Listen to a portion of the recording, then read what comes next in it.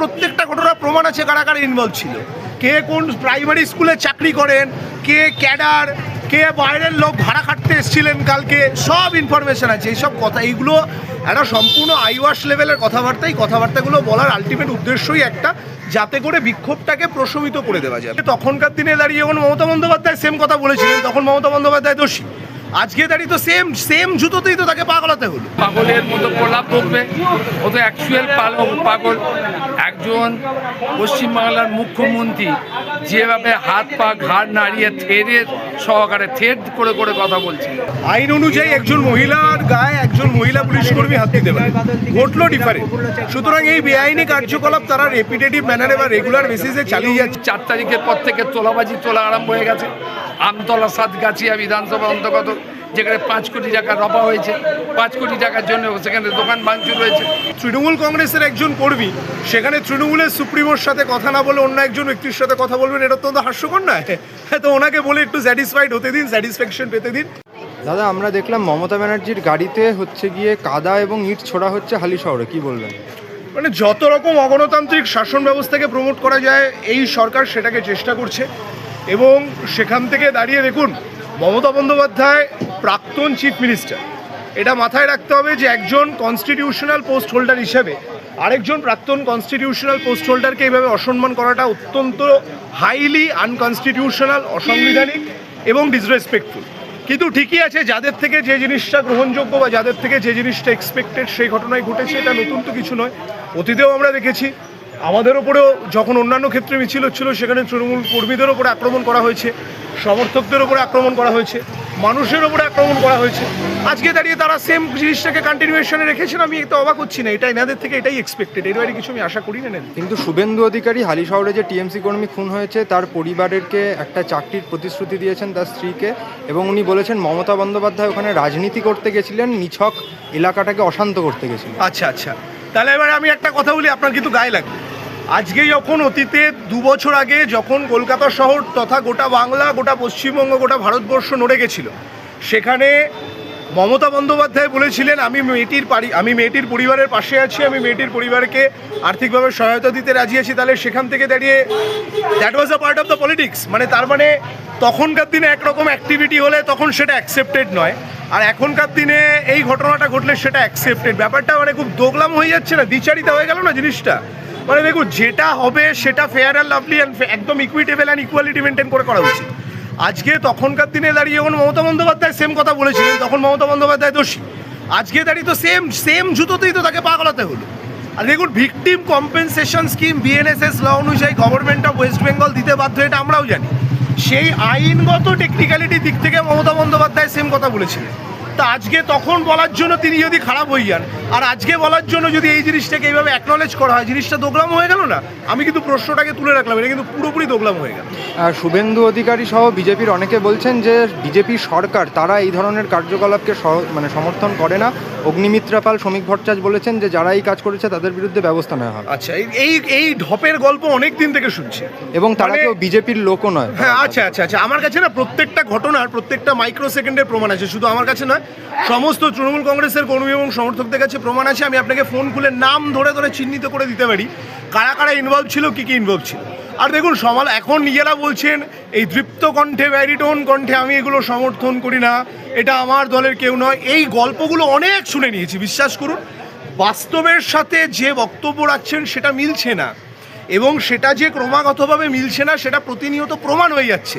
এটা বারবার করে ওনারা বলার চেষ্টা করছে না এটাকে আমরা সমর্থন করছি না, এটাকে আমরা অ্যাকনলেজ করছি না, তারা আমার দলে কেউ না, অথচ দেখা যাচ্ছে তারই দলের লোকজন গিয়ে করছে। আমি বলছি তো আমাকে, যে প্রত্যেকটা ঘটনার প্রমাণ আছে কারা কারা ইনভলভ ছিল, কে কোন প্রাইমারি স্কুলে চাকরি করেন, কে ক্যাডার, কে বাইরের লোক ভাড়া খাটতে এসেছিলেন কালকে, সব ইনফরমেশন আছে। এইসব কথা, এইগুলো একটা সম্পূর্ণ আইওয়াশ লেভেলের কথাবার্তা। এই কথাবার্তাগুলো বলার আলটিমেট উদ্দেশ্যই একটা, যাতে করে বিক্ষোভটাকে প্রশমিত করে দেওয়া যায় বা বিক্ষোভের জায়গাটাকে যাতে ডিক্লাইন করে দেওয়া যায়, যদিও সেই উদ্দেশ্য কিন্তু সফল হবে না। কিন্তু পাশাপাশি বিজেপির নেতৃত্বরা এই কথাও বলছেন যে মমতা ব্যানার্জি যে তৃণমূল কংগ্রেসের শাসক থাকাকালীন তারা যে কাজ করেছেন, আসলে এটা বিক্ষোভ, আসলে এই যে জিনিসটা হয়েছে এটা বিজেপি কর্মীদের বিক্ষোভ নয়, এটা জনরোষ। তাদের নাকি চোর স্লোগান শোনাটাই প্রাপ্য, এমনটা দাবি করছেন শুভেন্দু অধিকারী নিজে। দেখুন, উনি কি দাবি করবেন সেই দিয়ে তো আলটিমেটলি আমি ওনার বক্তব্যের সাথে তো নিশ্চয়ই সমর্থন করতে পারি না। প্রথম কথা, যদি কেউ চুরি করে থাকেন, আমি বারবার করে একজন আইনজীবী হিসাবে দায়িত্ব নিয়ে আপনাকে বলছি, আদালতে আসতে বলুন, প্রমাণ নিয়ে আসতে বলুন, কমপ্লেন করতে বলুন, থানায় যেতে বলুন, দরকার পড়লে গিয়ে কোর্টে কমপ্লেন করতে বলুন, প্রমাণ নিয়ে আসুন, এভিডেন্স নিয়ে এসে প্রমাণ করুন যে হ্যাঁ কোনো জায়গাতে কোনো চুরি হয়েছে বা কোনো জায়গাতে দুর্নীতি হয়েছে, প্রমাণ করে দেখান, আমি মেনে নেবো, কোনো অসুবিধা নেই। আগে প্রমাণ করুন। আর এটা জনরোষ যারা যারা বলছেন এইগুলো অ্যাকচুয়ালি কি বলুন তো, এগুলো ওনাদের থেকেও বেশি বলছেন হচ্ছে স্পেসিফিক সার্কেলে যে সমস্ত মিডিয়া হাউসের লোকজনগুলো বিলং করেন তারা, মানে সহজ ভাষায় যাদেরকে আমরা ডিম মিডিয়া বলে ডাকি, তারা আজকে এই কথাগুলো জনরোষ বলে চালানোর চেষ্টা করছেন শুধুমাত্র একটা কারণের জন্য, নজরটাকে অন্যদিকে ঘোরাবেন বলে। এত সোজা হবে না, আমরা সব দিকটা নজর রাখছি এবং যদি পুলিশ এবং প্রশাসন ব্যবস্থা না নেন, আদালতের তরফ থেকে কী করে ব্যবস্থা নিতে হয় সেটা আইনের পথে আমরা খুব ভালো করে জানি। শেষ প্রশ্ন করব, সেটা হচ্ছে শুভেন্দু অধিকারীর তরফে এরকম একটা দাবি করা হচ্ছে যে মৃতের পরিবার তারা সরকারের প্রতি আস্থাশীল, তদন্তের প্রতি আস্থাশীল এবং সরকার লোকাল আইসিকে সাসপেন্ডও করেছে এবং পাশাপাশিভাবে তারা বলছেন যে মমতা ব্যানার্জি সেখানে যে গেছেন এটা তার পরিবার চায়নি এবং তারা চাইছেন মমতা ব্যানার্জি যাতে ইনভলভ না হন বিষয়টা। এসব ভুলভাল কথাবার্তা যত স্প্রেড করবেন আলটিমেটলি লাভের লাভ কিছু হবে না।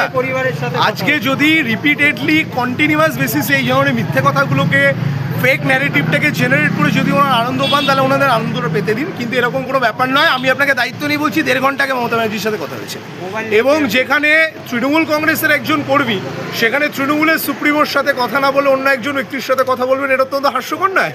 তো ওনাকে বলে একটু স্যাটিসফাইড হতে দিন, স্যাটিসফ্যাকশন পেতে দিন, লেট হিম বি। এবং মমতা ব্যানার্জি বলেছেন লোকাল এমএলএ, লোকাল আইসি তারা গিয়ে থ্রেট করেছেন যে সিএম মানে প্রাক্তন সিএম যখন ওখানে যাচ্ছেন সেখানে যেন তার স্ত্রী ঘর থেকে না বেরোয়। হ্যাঁ, থ্রেট করেছেন তো, তারও প্রমাণ আছে।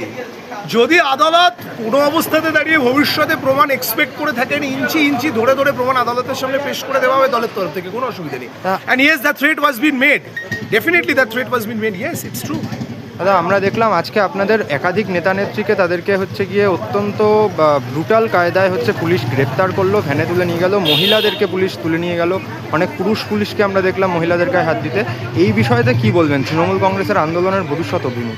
দেখুন, আজকে এনারা তো আইন কানুন খুব একটা মানেন না, এনারা তো আইন কানুনের আলটিমেটলি তোয়াক্কা কোনোদিনও করেননি।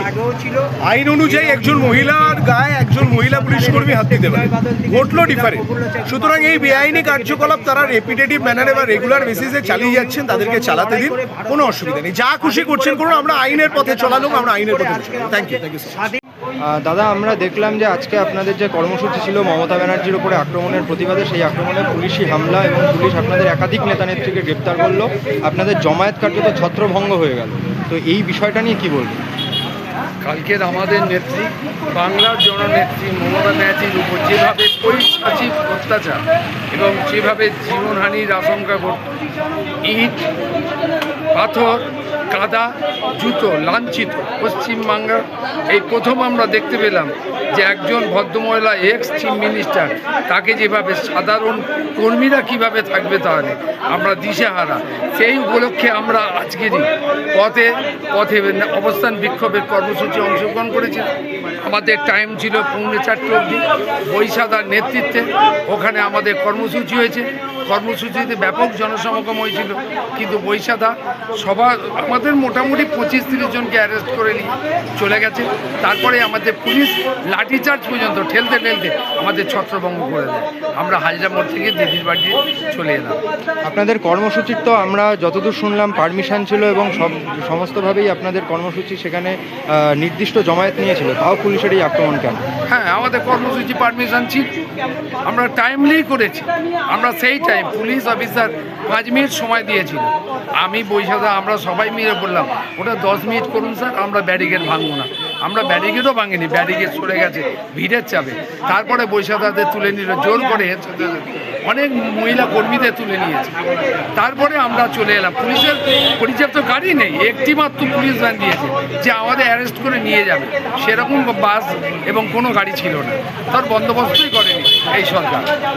আমরা দেখলাম হালি শহরে মমতা ব্যানার্জির ওপরে আক্রমণ হলো এবং মমতা ব্যানার্জির গাড়িতে কাদা ছোড়া হলো, ইট ছোড়া হলো এবং শুভেন্দু অধিকারী বলছেন যে মমতা ব্যানার্জিরা যা করেছেন তাতে জনগণ ফুল না ছুড়ে ইট ছুড়বে, এটাই স্বাভাবিক। কি বলবেন? পাগলের মতো প্রলাপ বকবে, ও তো অ্যাকচুয়াল পাগল। একজন পশ্চিমবাংলার মুখ্যমন্ত্রী যেভাবে হাত পা ঘাড় নাড়িয়ে থেরের সহকারে থের করে করে কথা বলছে, ওর প্রতিশ্রুতি কী ছিল? বিজেপির প্রতিশ্রুতি কী ছিল? যে আমি বাংলায় ক্ষমতা এলে 45 দিনের মধ্যে আমরা মাস্টারমশাইদের সরকারি কর্মচারীদের ডিএ মিটিয়ে দেবো, আমরা লেডিসদের জন্য বাস দেবো, বাস বন্ধ করে দিয়েছে। আমরা বার্ধক্য ভাতা বন্ধ করে দিয়েছে। অন্নপূর্ণা ভাতা সেটাও বন্ধ করে দিয়েছে। চতুর্দিকে তো জনরোষ তো এটা নয় ওটা। এবং এটাও আমরা দেখেছি, উনি কেন বললেন না যে মমতা ব্যানার্জি দেখার জন্যে, ফটো তোলার জন্যে সমস্ত রকম মহিলারা পর্যন্ত জড়ো হয়েছিল। সবথেকে ন্যাক্কারজনক ব্যাপার ওনার অ্যাটিটিউড, যে উনি আমাদের অভিভাবক পশ্চিমবাংলার, ওনার অ্যাটিটিউডটা জনগণ মেনে নেবে না। এসা দিন নেই জায়গা, আবার দিন আসবে, তখন দেখে দেবে। ওনার শিক্ষায় আমাদের নতুন জেনারেশনটা কী শিখবে? উনি তো একটা পোর্টফোলিও হোল্ড করছে। আমরা এটা বলবো, উনি একটু ভদ্রচিতভাবে থাকুক, ভদ্রভাবে কথা বলুন। আমরা আছি, আমরা পশ্চিমবাংলার লোক, আমরা পশ্চিমবাংলা আছি। আমরা হতে পারি বিরোধী, তাতে কি আছে? 34 বড় বন্ডের সঙ্গে আমরা লড়াই করেছি, আজ নয় 2-3 বছর লড়াই করবো বিজেপির সঙ্গে, তাতে কোনো যায় আসে না। কিন্তু বিজেপির শ্রমিক ভট্টাচার্য, অগ্নিমিত্রা পাল তারা বলছেন বিজেপি এই কাজকে সমর্থন করে না, ব্যবস্থা নেওয়া হবে। একদম ওটা ফেক কথা। ওটা 4 তারিখ থেকেই আরম্ভ করেছেন শ্রমিকবাবু। উনি নাটক ভালোভাবে, আপনারা নিশ্চয়ই দেখেছেন, আসো না, কাছে এসো না, কাছে এসো না, এইরকমভাবে উনি একটা নাট্যকার। উনি পৃথিবীতে নাটক করতে এসেছেন, উনি জানে না ওর কর্মীরাই করছে। আজকে 4 তারিখের পর থেকে তোলাবাজি তোলা আরম্ভ হয়ে গেছে। আমতলা সাতগাছিয়া বিধানসভা অন্তর্গত, যেখানে 5 কোটি টাকা রফা হয়েছে, 5 কোটি টাকার জন্য সেখানে দোকান ভাঙচুর হয়েছে, তার গোডাউন ভাঙচুর হয়েছে। এটা আপনারা সবাই জানেন, অবহিত আছে। এটা নতুনভাবে বলার আমাদের অবকাশ নেই। কিন্তু পশ্চিমবাংলার জনগণ চাপা কষ্টের মধ্যে পড়ে গেছে, কি করবে কিছু ভেবে পায়নি।